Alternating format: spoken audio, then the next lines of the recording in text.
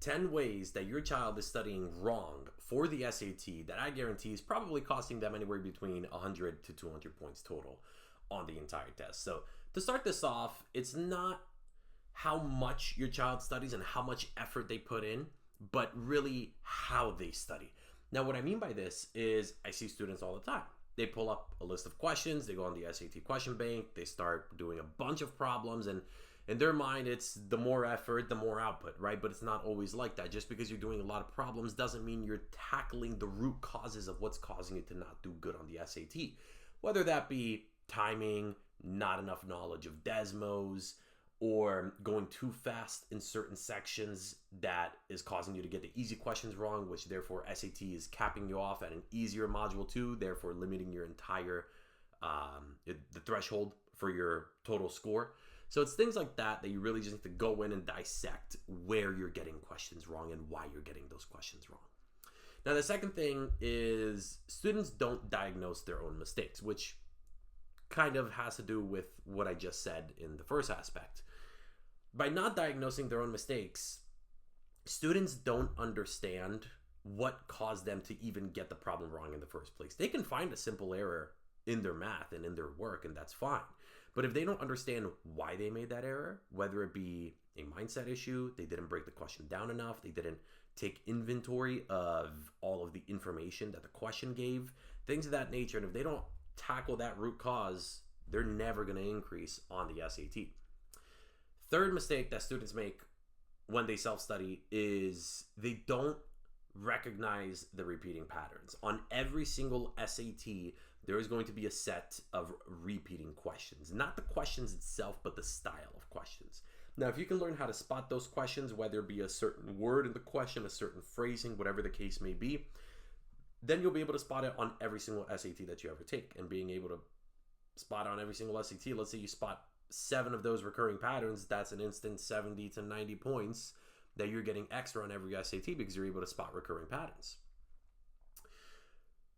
The fourth thing is Desmos. Desmos is highly, highly, highly underused and not so well understood. Now, the thing about Desmos is that it requires 2 things.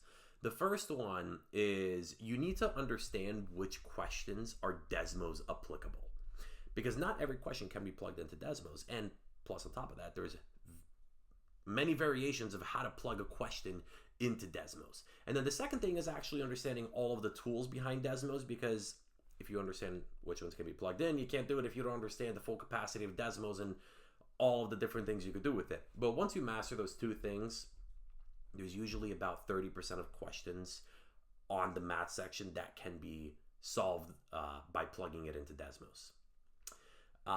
The next one that students make a lot of mistakes on when they're self-studying is they're not doing anything to increase their ability to test under pressure. And that's a huge thing with the SAT. I see so many students that do so good on the practice test, but when it comes time for the real one, they don't do as good, and that's because of the pressure. They go over there, there's 30 other kids in a classroom, there's proctors walking around, whatever the case may be, and they're not doing as good. So one thing that I love to do is mini tests. For example, you go on the SAT question bank, you grab 5 questions, you give yourself a 5-minute time limit, and you test yourself on your ability to do them. Now, on the real SAT, you get 1.59 minutes per question. So if you're testing yourself on doing it in 1 minute per question, then all of a sudden when you get to the real SAT, 1.59 minutes seems like a breeze and seems like you have all the time in the world. So doing those mini tests, I have seen make the world of a difference. Number 6 of what students do wrong when they self-study is, I'm going to go back to the Desmos thing, not applying Desmos to the questions they already know how to solve. Now, what I mean by that is there's going to be many questions on the SAT that they're getting correct, and they don't pay any mind to them. They only focus on their mistakes, right? But if you can find a question that they did correct, that probably took them anywhere between, I don't know, we'll say 50 to 90 seconds to solve mathematically, and they have a whole algebraic solution, whether it be solving a system of equations or something along those lines. But they learned that they can actually solve that exact same question by plugging it into Desmos. That 50 to 90 seconds it took them to solve it mathematically now goes down to maybe 20 to 30 seconds.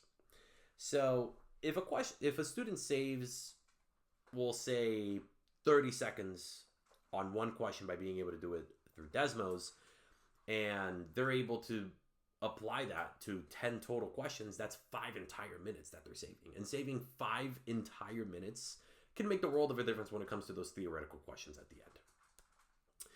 Number 7 is focusing on a few time-draining questions.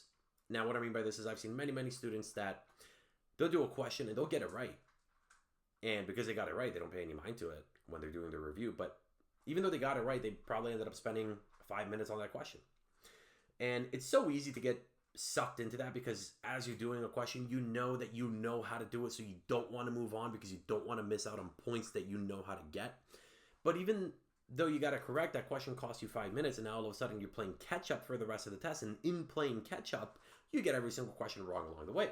Now, students think they get all of those questions wrong along the way because they didn't know the material, but it's not because of the material. It's because they spent too long on one question, which shortened the time left for the rest of the test. So it's timing strategies like this that can make the world of a difference. Number 8, I'm going to reference back those repeating patterns. If you kind of get a hold of those repeating patterns, what happens is you test more efficiently. And by testing more efficiently, you're essentially using a little bit less brain power. And by using a little bit less brain power, you get a higher mental stamina to last you throughout the entire test. Whether it be 2 hours and something or 3 hours if you have extra time, whatever the case may be, it's a long test and it's very taxing on your brain. So if you do get those repeating patterns under your belt, it does make you test a lot more efficiently. Number 9 is that self-studying lacks feedback and strategy, because at the end of the day, all that's going to happen from self-studying or a self-paced program is they're going to get their mistakes, pull up their mistakes, go over the mistakes, understand the mathematical error, but they're not going to understand the underlying causes behind what happened and what triggered that question to be wrong and how to prevent it in the future. Not in a mathematical sense, but in a strategic sense.